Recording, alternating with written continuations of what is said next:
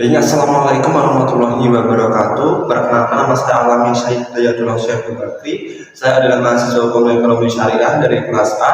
Pada kesempatan kali ini, saya akan memaparkan bisnis plan saya, yaitu yang berupa bisnis plan dengan merek Spoka.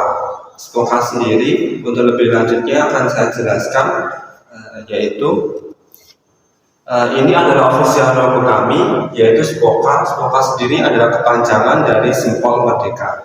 Karena saya mengambil ini karena banyak alasan-alasan yang saya pertimbangkan, yaitu untuk lebih jelasnya, visi misi dari Spoka ini yaitu yang menjadikan Spoka yang dapat memberikan manfaat maksimal dengan harga murah bagi konsumen. Terus kemudian misinya mengedepankan pelayanan terbaik dan memiliki kualitas maupun ciri khas tersendiri terhadap produk kami atau perusahaan kami. Terus kemudian mengenalkan pada masyarakat olahan produk nabati yang penuh akan gizi. Terus kemudian melakukan promosi kepada masyarakat sekitar sehingga dapat memberikan pendapatan yang maksimal terhadap perusahaan kami. Terus kemudian yang terakhir adalah memberikan harga jual yang terjangkau oleh masyarakat sehingga masyarakat mampu membeli produk ini dan mendapatkan manfaat yang lebih. Untuk selanjutnya terkait dengan bagaimana sih deskripsi yang perusahaan kami bangun, yaitu deskripsi usaha dan juga spesifikasi produknya. Simbol Merdeka merupakan usaha di bidang makanan kering terbuat dari daging yang dicampur dengan sayuran agar menjadi makanan bergizi dan membantu bagi masyarakat yang tidak suka sayur. Hal ini alternatif bagi masyarakat yang mengalami permasalahan terkait dengan sayur.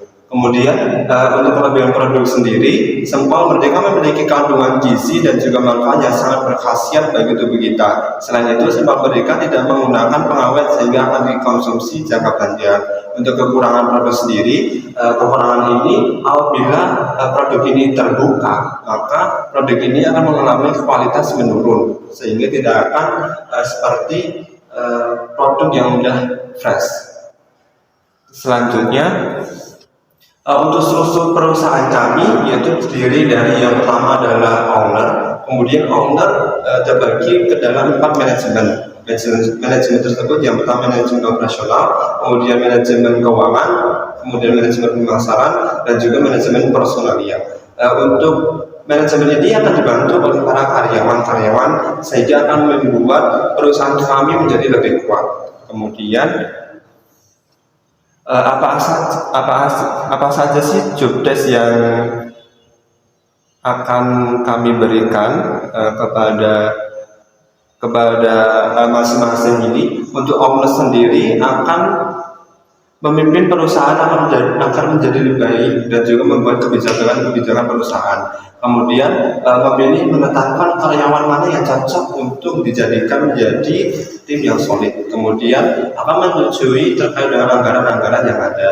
Kemudian untuk tugas manajemen operasional sendiri, mengelola dan meningkatkan efisiensi bahan maupun operasi usaha dan juga teknologi yang ada dalam perusahaan.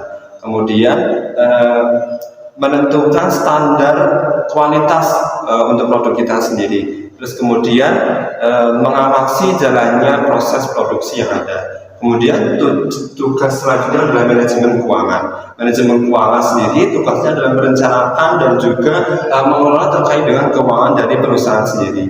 Dan untuk selanjutnya manajemen keuangan juga menghubungkan perusahaan kita dengan pasar modal yang ada.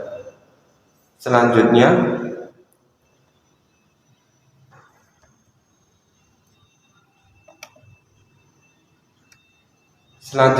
adalah dari manajemen pemasaran.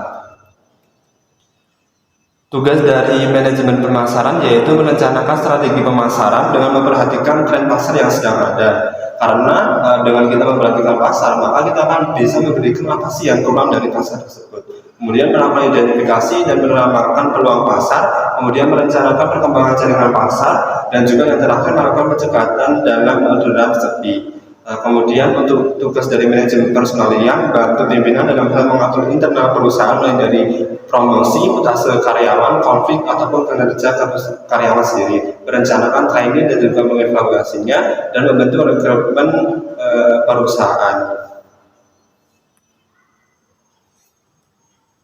Selanjutnya strategi pemasaran, yaitu yang pertama adalah dari segi produk sendiri. Inovasi dalam pengelolaan sayuran menjadi cemilan yang berkualitas dan bergizi akan menarik masyarakat luas. Kemudian dengan harga yang terjangkau, maka masyarakat akan semakin antusias terhadap produk kami. Kemudian mengenai dengan Pipo sendiri adalah pelayanan yang tidak mengecewakan dengan penjualan yang ada, dengan memberikan kualitas yang terbaik terhadap perusahaan kami. Kemudian yang terakhir adalah promotion. Kita melakukan promosi di media sosial karena media sosial sekarang ini sangat berperan aktif terhadap keberlangsungan perusahaan. Selanjutnya,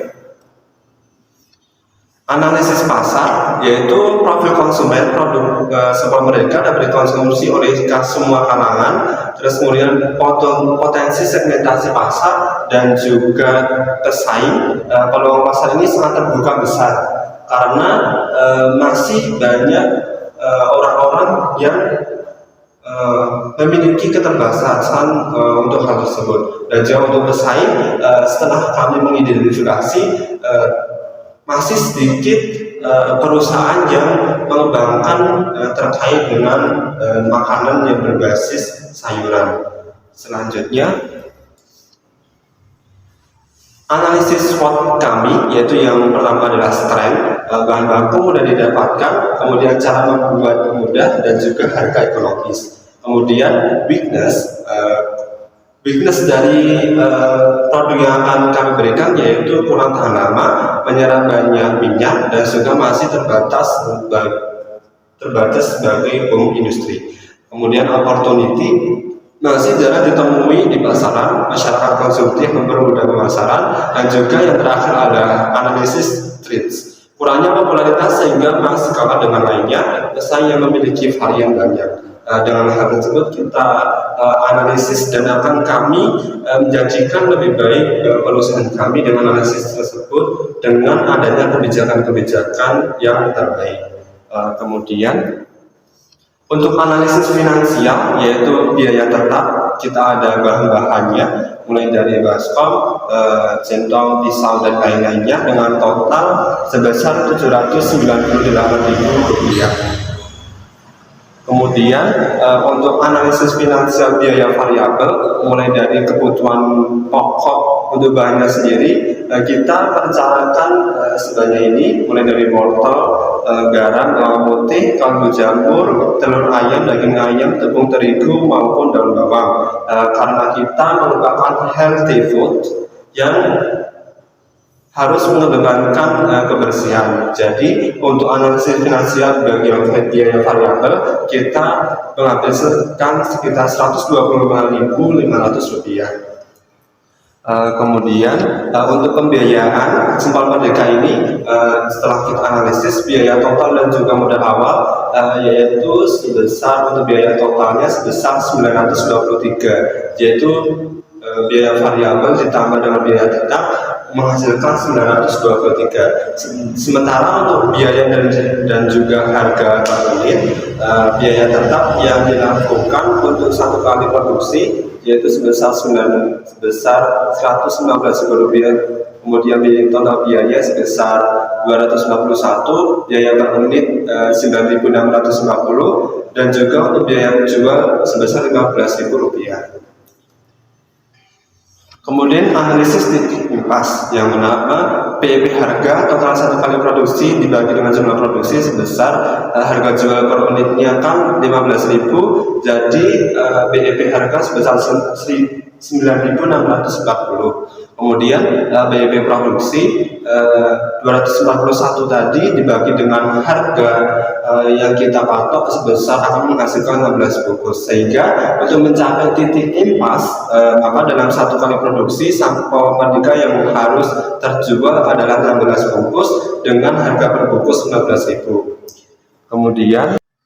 Kemudian analisis keuntungan pendapatan kami Sempal Merdeka yang terjual dikali dengan harga jual 25 dalam satu kali produksi dalam satu packaging tadi itu sebesar 375 dengan keuntungan pendapatan dikurangi dengan total biaya produksi 375.000 dikurangi dengan 241 sama dengan Rp134.000 dalam 25 packaging. Kemudian untuk sehingga keuntungan yang didapatkan dengan menjual 25 bungkus Sempal Merdeka dengan harga jual 15.000 maka dalam satu kali produksi akan menguntungkan sebesar Rp134.000.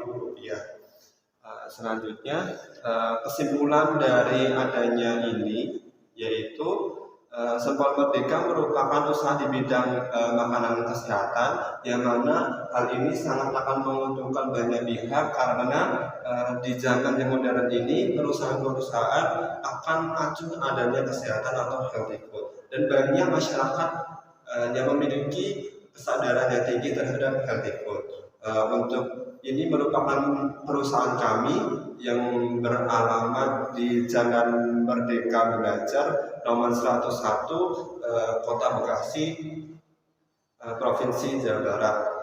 Untuk email kami yaitu adalah sempalmerdeka@gmail.com. Baik, sekian itu pemaparan dari kami bisnis Sempal Merdeka yang telah kami kabarkan. Apabila kami memaparkan ada salah kata, kami mohon maaf. Terima kasih. Wassalamualaikum warahmatullahi wabarakatuh.